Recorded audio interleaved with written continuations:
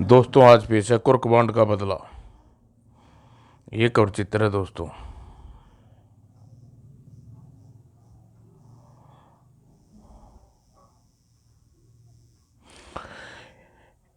एक बार बांड मोटू के साथ अपने दोस्त की शादी में ट्रेन से शंकरगढ़ जा रहा था। बांड भैया, हमारी ट्रेन कब तक शंकरगढ़ पहुंचेगी? सुबह 8 बजे तक।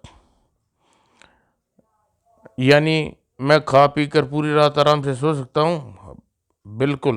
जम कम से कम आज की रात मैं तुम्हें ज़रा भी डिस्टर्ब नहीं करूँगा। और मोटू वास्तव में खाना खाकर ऊपर की सीट पर रिजर्व बर्थ पर पकड़ पर खराटे भरने लगा, जबकि बांड कुछ देर तक किताब पढ़ता रहा और फिर वह भी बर्थ पर सो गया। अगले दिन सुबह जब ट्रेन एक स्टेशन पर रुकी तो बांड सर्वप्रथम एक चाय पी लेकर पी, फिर एक चने वाले से चने खरीद कर बेटा बेट बेटा तू शादी का नहीं बल्कि मरने का सपना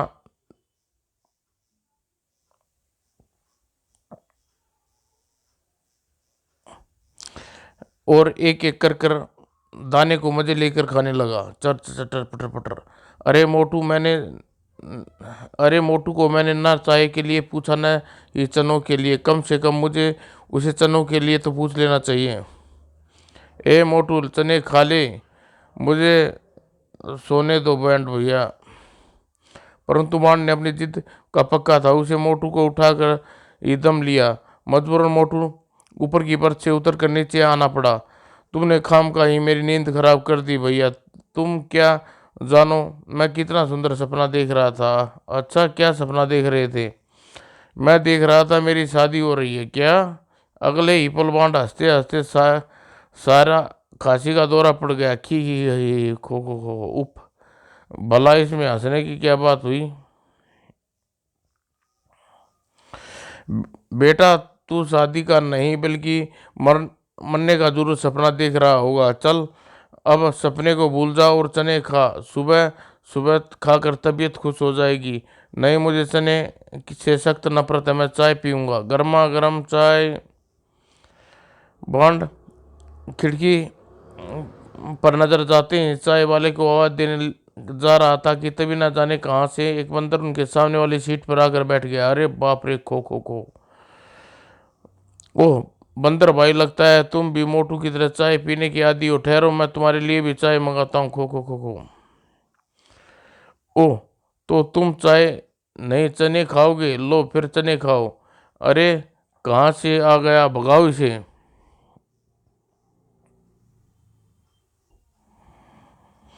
परंतु इससे पहले कि लोग बाग उस बंदर को वहां से भगा पाते, बंदर ने बांड की पिछली जेब पर झपट्टा मारा। अरे यह क्या कर रहे हो भाई? और फिर इससे पहले बांड कुछ समझ पाता, बांड भैया तुम्हारा बटुआ। अरे उस शरारती बंदर को पकड़ो, वह मेरा बटुआ लेकर भाग रहा है। और बांड के साथ अन्य कुछ यात्री बंदर के पीछे लपके। अरे पकड़ो पकड़ो पकड़ो साले। बंदर ट्रेन से निकलकर एक तरफ भागा। अन्य यात्री ट्रेन के द्वार तक ही रुक गई, परंतु बांड ट्रेन से उतरकर उसके पीछे दौड़ पड़ा। अरे बाप रे, कहाँ भागा जा रहा है? मेरा बटुआ वापस कर दे। उफ, बांड भैया भी अजीब है, खाली बटुए के पीछे दौड़ रहे हैं। बांड भैया वापस लौट आओ, ट्रेन छूटने वाली है। तुम्हारा बटुआ तो खाली है, बेकार में पीछे क्यों दौड़ रहे हो? अबे मोटे, अबे उसमें नोट नहीं तो क्या हुआ? उसमें मेरी होने वाली उसकी फोटो तो है। तभी बड़ाम आह, और उस बोगी के परखचे उड़ गए जिसमें बांड और मोटू सवार थे। अरे बाप रे मोटू, अरे अरे अरे मदद करो, हेल्प है। स्टेशन पर मौजूद लोग दौड़ दौड़ कर घायलों की मदद करने लगे, उससे क्षतिग्रस्त बोगी से बाहर निकालने लगे। अरे मोटू मेरे भाई, ये क्या हो गया तुझे? आह। पूरे स्टेशन पर हंगामा मच गया। उस लाइन में आने जाने वाले तमाम रेलगाड़ी खुद खुद रद्द कर दी गई और जल्दी ही रेलवे पुलिस और मेडिकल एंड भी वहां पहुंच गई। अरे मोटू मेरे भाई, आंखें खोल दोस्त। डॉक्टर प्लीज मेरे भाई को बचा लीजिए, प्लीज आप जरा एक तरफ हट जाओ, मुझे देखने दीजिए। डॉक्टर मोटू को चेक करने लगा। आखिरी बोगी में यह बम विस्फोट हुआ कैसे? कहीं यह आतंकवादियों का तो काम नहीं? यदि ऐसा हुआ तो मैं उससे भयानक बदला लूंगा, ईंट से ईंट बजा दूंगा तभी। ए मिस्टर, क्या नाम है तुम्हारा? जी मेरा नाम अनोखे है, वैसे मुझे लोग वाग कुर्कबांड के नाम से जानते हैं। ओह, तो आप हैं कुर्कबांड, मुझे आपसे मिलकर बहुत खुशी हुई।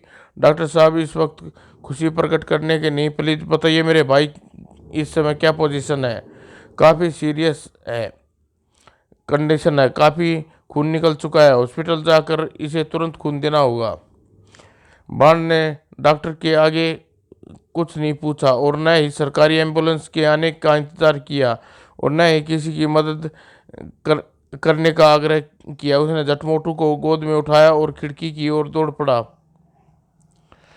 और स्टेशन से बाहर निकलकर आनंद फानंद टैक्सी स्टैंड पर पहुंचा। भाई साहब, मेरा ट्रेन हादसे में मेरे भाई जख्मी हो गया है, प्लीज़ जल्दी से किसी पास के डॉक्टर हॉस्पिटल में ले चलो। हाँ साहब, क्यों नहीं, बैठिए। और टैक्सी में बांड मोटू को लेकर हॉस्पिटल की ओर दौड़ पड़ा। हॉस्पिटल पहुंचकर बांड को इमरजेंसी रूम में डॉक्टर को सारी बात बताई और रोता हुआ बोला, प्लीज़ डॉक्टर साहब मेरे भाई को बचा लीजिए, आप धैर्य रखिए मिस्टर, ईश्वर ने चाहा तो आपके भाई को जल्द ही अच्छे हो जाएंगे।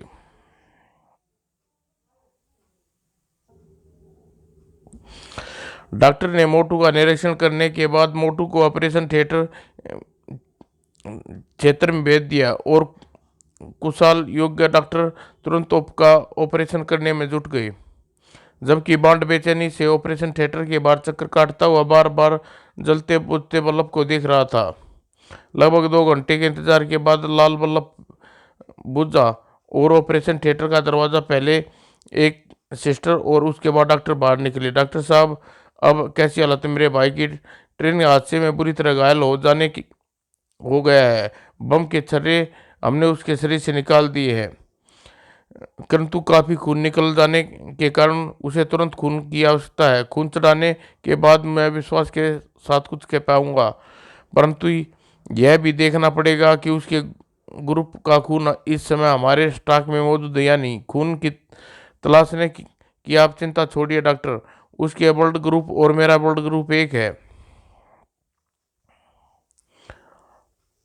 आप जल्दी ही मेरा खून लीजिए।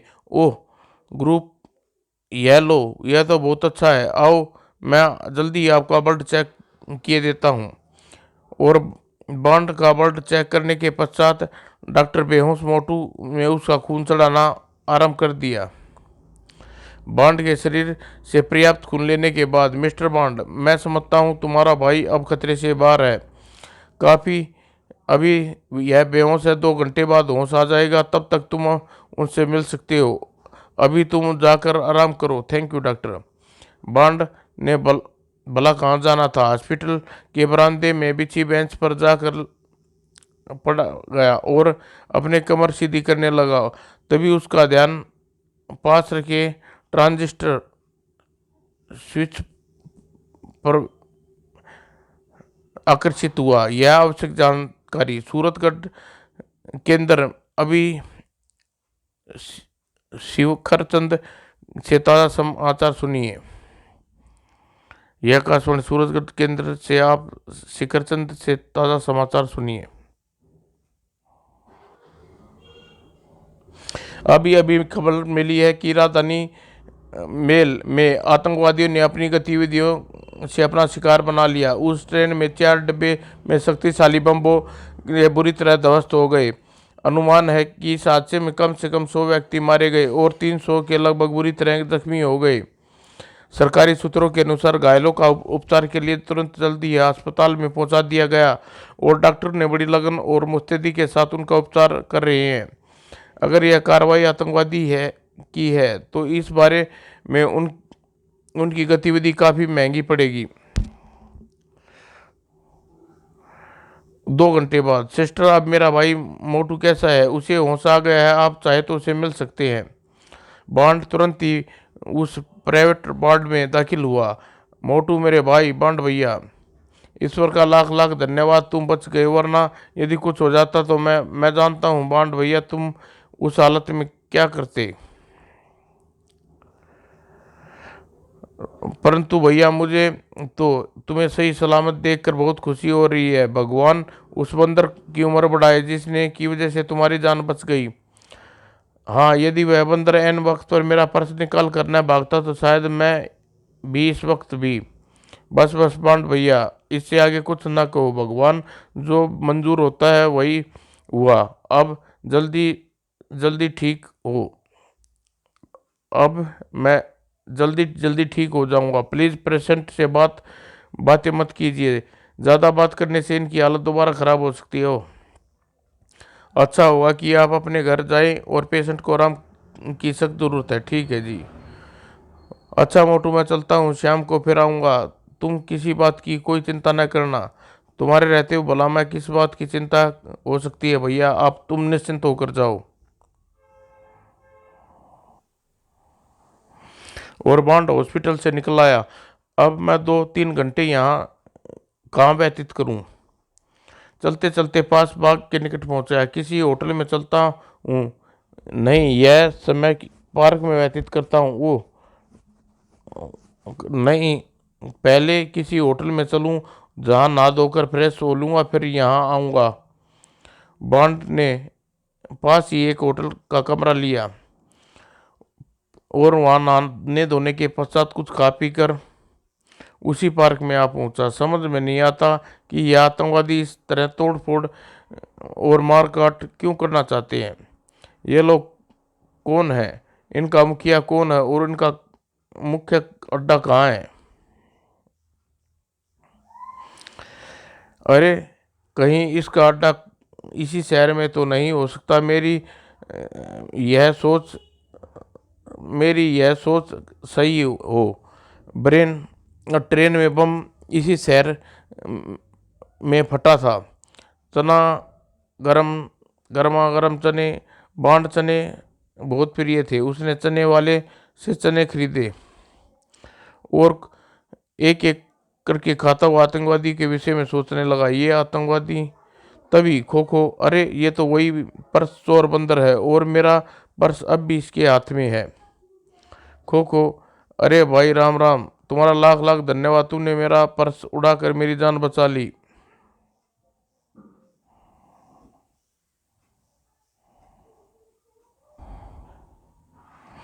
लो भाई, अब तुम प्यार का इनाम, यह चने खाओ और मेरा पर्स मुझे वापस दो। खो खो, क्या कहा, पर्स वापस नहीं दोगे? खी। तभी बंदर उछलता हुआ एक तरफ भाग खड़ा हुआ। अभी भागकर कहाँ जाएगा, मैं बिना पर्स लिए तेरा पीछा नहीं छोड़ने वाला। और बंदर अपनी झोंक में एक बार फिर उसके पीछे पड़ा। अबे दे दे भाई, मेरा पर्स दे दे, इसमें मेरी होने वाली वो की फोटो है। अबे मोहन प्यारे दे दे भाई, मेरे डैडी ने के लिए मेरी होने वाली वो बड़ी मुश्किल से ढूंढी है। देख भाई रुक जा, देख, यदि तूने मेरा पर्स वापस कर दिया तो मैं तुझे मनमोजी की तरह अपना चेला बना लूंगा।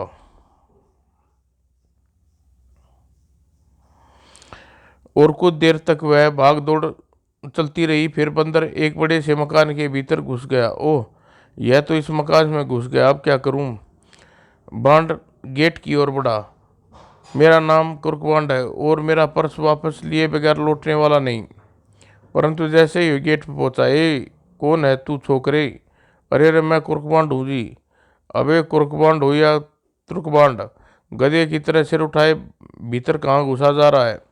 पहलवान जी, एक बंदर मेरा पर्स उठाकर इस मकान में घुस गया है। यदि आप अबे मजाक उड़ाता है, यदि तू भाग जा वरना तुझे गोली मार दूंगा। है, बंदूक दिखाता है मुझे, यानी शर्तिया सुपर जासूस कुर्कबांड को। बांड दरबान की हरकत पर ताव खा गया और जो कुछ हुआ उसकी दरबान ने कल्पना भी नहीं की थी। खड़ाक तड़ाक फड़ाक, बांड के 3-4 जबरदस्त आक्रमण में दरबान बेहोश होकर धरती पर लुढ़क गया। पहले जरा इसे एक साइड में लगा दूं, फिर बंदर के बच्चे से निपटूंगा। और दरबान को एक कोने में छिपाने के पश्चात बांड मकान के भीतर प्रविष्ट हो गया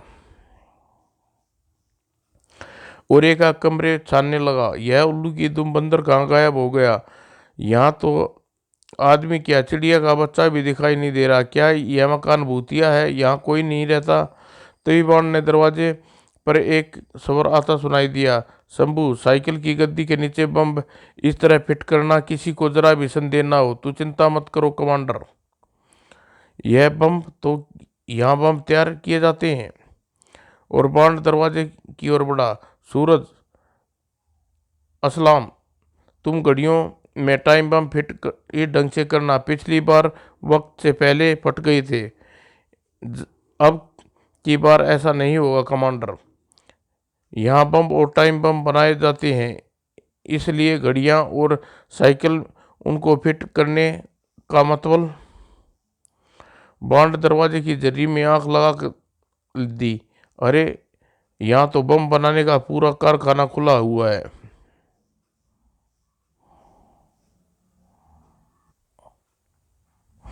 उस कमरे के भीतर तुम अपना अपना काम पूरी होशियारी से करना। बॉस ने चेतावनी दी है, यदि इस बार उनने गलत माल सप्लाई किया तो तुम सबकी छुट्टी कर देगा।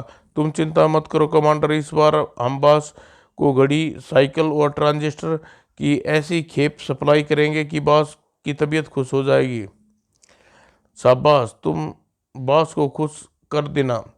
तुम ठीक कह रहे हो कमांडर, जब बॉस इस माल का प्रयोग इस देश के विनाश के लिए करेगा तो इस देश में त्राही त्राही मच जाएगी और पुलिस या कानून अपना माथा पीट लेंगी। यह ओह, तो यह तो आतंकवादी लगते हैं। यहाँ इनका एक छोटा अड्डा है जहाँ से ये लोग ट्रांजिस्टर, घड़ियाँ, साइकिल में बारूद और टाइम बम आदि फिट करके सार्वजनिक स्थानों पर विस्फोट करके आतंकवाद फैलाते हैं। ठीक उसी जगह, उसी तरह जिस तरह आतंकवादियों ने ट्रेन उड़ाने की कोशिश की थी। कुछ देर न करने के तुरंत पुलिस को संपर्क करना चाहिए। इनका माल पकड़ना बहुत जरूरी है। बेटा बेटे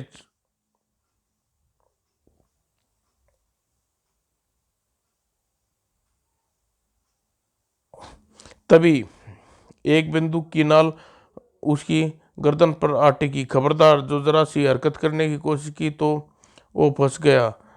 चलो, दरवाज़ा खोलकर भीतर चलो।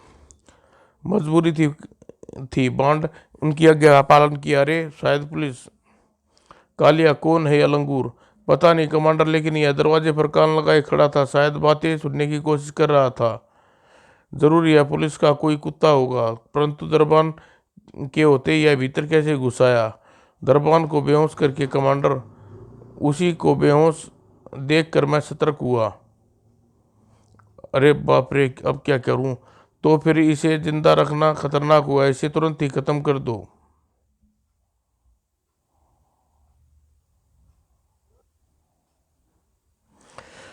परंतु इससे पहले बंदूकधारी बांड को गोली मारता चलाता पीछे से एक डंडा उसके सिर पर पड़ा और वह बंदूकधारी कालिया बेहोश होकर वहीं लुढ़क गया। ए बंदर, अरे वाह मेरे प्यारे चेले, तू बड़े मौके पर आया।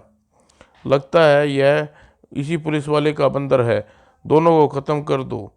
परंतु अब भला बांड उन्हें का मौका देने वाला था। अपने गजब की फुर्ती के साथ बेहोश व्यक्ति की बंदूक उठाई। धाएं धाएं। और बांड ने अपने आप को बचाते हुए अपनी जेब से रिवॉल्वर कमांडर ने अपने आप को बचाते हुए अपनी जेब से रिवॉल्वर निकालना, परंतु बांड की तेज निगाहों उसकी रिवॉल्वर चलाने का मौका नहीं दिया।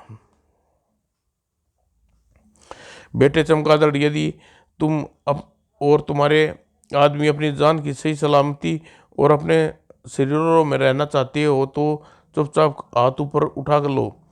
हमें मारना मत, हम तुम जो कहोगे वो करेंगे।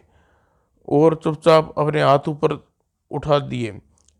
प्यारे चेले, यदि तू मेरी भाषा समझ रहा है तो जरा इन सब को फरस सुंगा दो। बंदर ने जैसे ही उसके कहने का मतलब समझा और तुरंत ही संभल कर उन लोगों की ओर बढ़ा और उन सबको डंडा मार मार कर बेहोश कर दिया। वाह प्यारे चेले, तुमने तो वास्तव में कमाल कर दिया। चलो पुलिस को फोन करें। खो खो, इसका मतलब तुम यह कहना चाहते हो कि तुम फोन के बारे में मालूम है?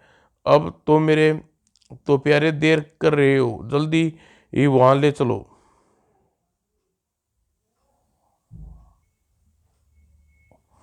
बंदर उसे एक दूसरे कमरे में ले गया जहां फोन रखा था। बाण ने टेलीफोन डायरी देखकर स्थानीय फोन पुलिस स्टेशन का नंबर मिलाया। हेलो पुलिस स्टेशन, कुर्कबांड बोल रहा हूँ। पुलिस को अपने बारे में सारी बात बताने के पश्चात वह फौरन ही वहां पहुंचने के लिए कहा।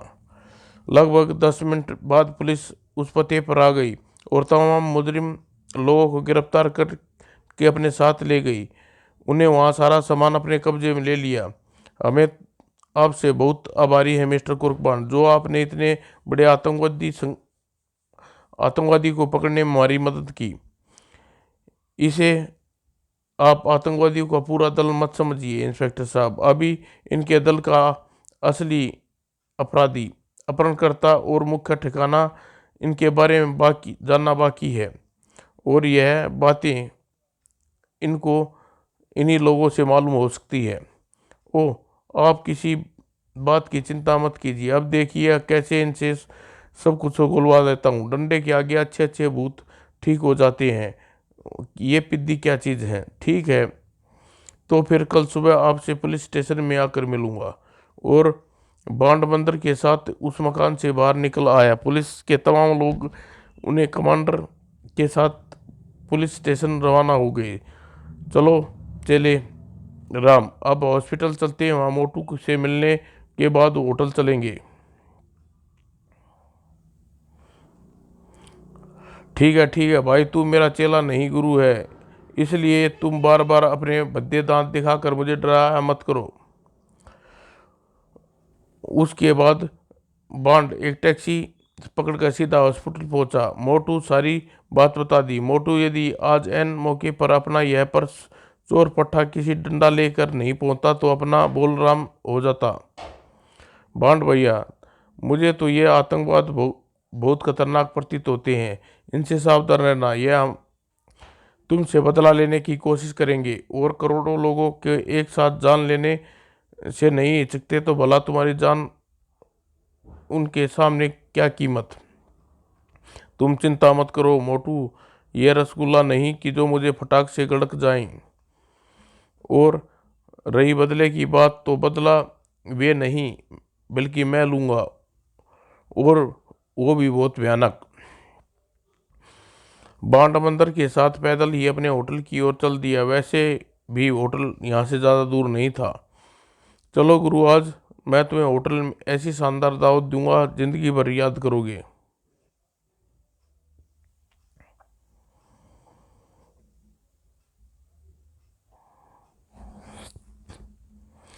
होटल पहुंचकर बांड अपने और बंदर के लिए खाने मंगवा लिया। अपना प्रिय आहार अपने सामने देखकर बंदर फौरन खाने पर जुट गया। यह भी मनमोजी की तरह कुछ चमत्कारी और बुद्धिमान नहीं, इस शहर में मेरे काफ़ी काम का सिद्ध होगा। तभी बांड के दिमाग में अपने पर्स का ख्याल आया। यार गुरु, अब मेरा पर्स मुझे वापस दे दो। बांड का इतना कहना था कि बंदर बार बार एक बार उसे घूर कर देखा और फिर अपने दांत दिखाकर खिड़की के रास्ते से कमरे से बाहर निकल गया। अबे गुरु, यह तुम्हें अचानक रूठ कर कहाँ चले दिए? चला गया। खैर, मुझे विश्वास है कि फिर मुलाकात होगी। अगले दिन बांड पुलिस स्टेशन पहुंचा। उन आतंकवादियों से कुछ लोग उगलवा साहब, इंस्पेक्टर साहब, अफसोस कल रात उन सब बेहोश सभी ने होश आने के बाद अफसोस कल रात उन सभी ने होश में आने के बाद हवालात में आत्महत्या कर ली। क्या? उसी शहर की एक इमारत में। बस हमारे सभी आदमियों ने हवालात में आत्महत्या कर ली। ओह। फिर कुछ देर बाद खामोशी के बाद, चलो यह भी अच्छा हुआ, वरना हमें उनके कोई उपाय करके ख़त्म करने की चेष्टा कष्ट उठाना पड़ता। अच्छा रहा कि तुम यह बताओ, वह जासूस छोकरे का क्या हुआ जिसकी वजह से हमारा सबसे विश्वसनीय साथी, कमांडर और दूसरे आदमी पकड़े गए, उसके बाद आत्महत्या करनी पड़ी। मैं उसकी निगरानी पर अपने आदमी लगा छोड़े हैं, बस जैसे ही मौका मिलेगा उसे यहाँ पकड़ लाएंगे, यही मैं चाहता हूँ। एक बार हरामजादा मेरे सामने आ जाए, उसे ऐसी भयानक बदला लूँगा कि उसके साथ पहुँचते दोबारा जन्म लेने मुझसे टकराने का साहस नहीं करेगी।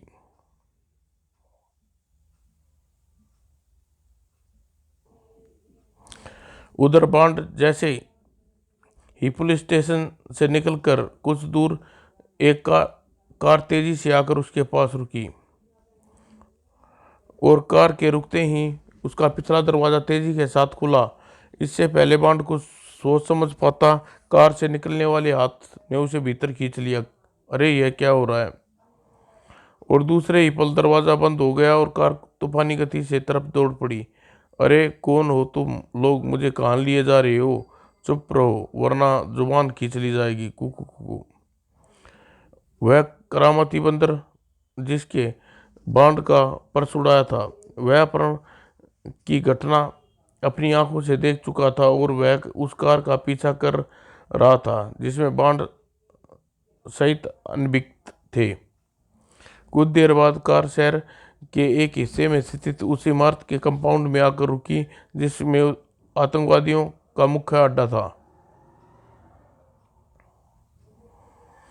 सिर दी उन लोगों ने बांड को अपने बॉस के सामने पेश किया। बॉस, यही है वह छोकरा जासूस जिसकी वजह से हमारे बहादुर व विश्वसनीय आदमी आत्महत्या करनी पड़ी। चिंता मत करो, अभी उसे सब उन सब की मौत का बदला लूंगा। तभी बांड बॉस को कुछ देर घूटने के पश्चात उसे पहचान कर चौंका। अरे तुम तो अहमद खान हो, सीक्रेट ऑफ जूठिस्तान सीक्रेट सर्विस। ओह, तो तुम मुझे मेकअप के बावजूद भी पहचान लिया। पहचाना कैसे नहीं प्यारे, मैंने तुम्हारे देश में ही जूते से पीटा था। ओह, तो तुम। गुस्सा मत खाओ मिस्टर रहमत, यह बताने का कष्ट करो कि तुम हमारे देश में कैसे दिखाई दे रही हो, यहाँ क्या कर रही हो। बांड की बात सुनकर रहमत खान एक पल भयानक हताशा लगाता हुआ जहरीले स्वर में बोला, मैं तुम्हारे देश में आतंक और मौत की तबाही की वर्षा करने आया हूँ लड़के। इस बार तुम्हारे देश की ऐसी तबाही मचाऊंगा, तुम्हारे देश का सिंहासन डोल उठेगा और लोग की सरकार के विरुद्ध बगावत कर बैठेंगे। यदि तुम हमारे देश में आतंकवाद फैलाने आ रहे हो तो आतंकवादियों के सरगना तो नहीं।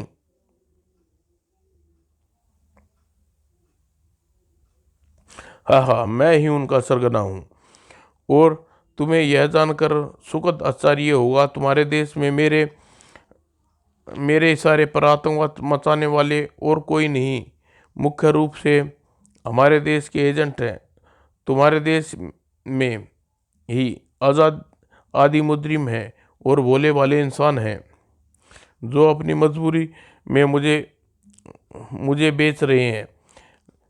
किसी की माँ मेरे कब्जे में है, किसी की बहन, और कोई रातों रात लखपति बनने के लिए मेरे लिए काम कर रहा है, या फिर पैसों की ज़रूरत के कारण, और मैं उनकी मजबूरी का भरपूर फायदा उठा रहा हूँ। ओह तुम शैतान, बेशक मैं तुम्हें कुछ दिन जिंदा रखता, परंतु अब मेरे देश के कुछ खास लोग यहाँ मीटिंग करने व आगे की योजना बनाने आ रहे हैं, इसलिए मैं चाहता हूँ कि उन्हें खुश करने के लिए तुम्हारी लाश सर्वप्रथम उनके सामने पेश करूं। चलो अब मरने के लिए तैयार हो जाओ साथियों, भून दो इस जासूस कुत्ते को। परंतु इससे पहले कि रहमत खान और उसके साथी कुर्बान को बंदूकों का निशान न बनाते, दरवाजे से गोलियों की बौछार आई। दाएं दाएं। दूसरे ही पल, खबरदार कोई भागने की कोशिश न करे, तुम सब चारों तरफ से घेर लिया है। आई पुलिस। पुलिस?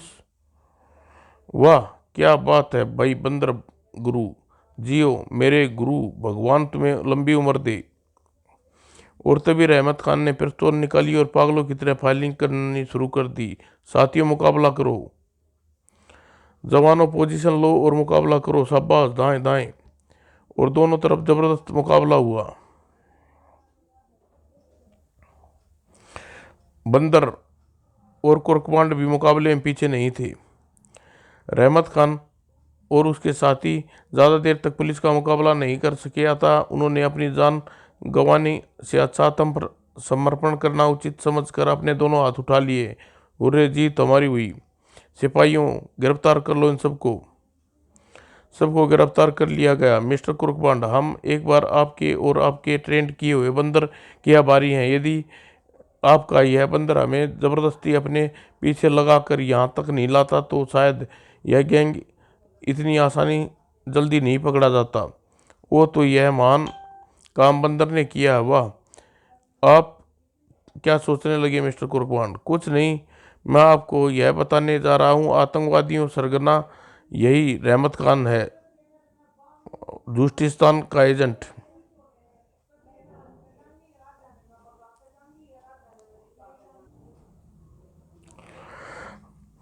रहमत खान का परिचय जानकर इंस्पेक्टर चौंका उठा और वह बांड को सारी बात मालूम करने के पश्चात उन सब को लेकर वहां से चला गया। बांड और बंदर के साथ अपने होटल में चला गया। पुलिस उस जब उनकी बड़ी मुस्तैदी के साथ पूरे देश में बड़े पैमाने पर रहमत और सभी ठिकानों पर छापा मारा जिसके बारे में रहमत और उसके साथियों से उगलवाया था। रहमत के सभी ठिकाने पर पुलिस का कब्जा हो गया और उनको उनकी कैद में मौजूद सभी स्त्री पुरुष आज को आज़ाद करा दिया गया और तमाम आदमियों को गिरफ्तार कर लिया गया। अगले दिन तमाम समाचार पत्रों में बांड की बुरी बुरी प्रशंसा से भरे पड़े थे और एक सप्ताह पश्चात मोटू हॉस्पिटल से छुट्टी मिल गई। खो खो खो। लो मोटू, यह है हॉस्पिटल से तुम्हें छुट्टी मिलने की खुशी। उसके बाद बांड अपने मित्र के साथ मोटू के साथ हवाई जहाज द्वारा वापस अपने शहर में लौट गया और उनका नया दोस्त प्यारा बंदर टेकचंद भी था। समाप्त दोस्तों।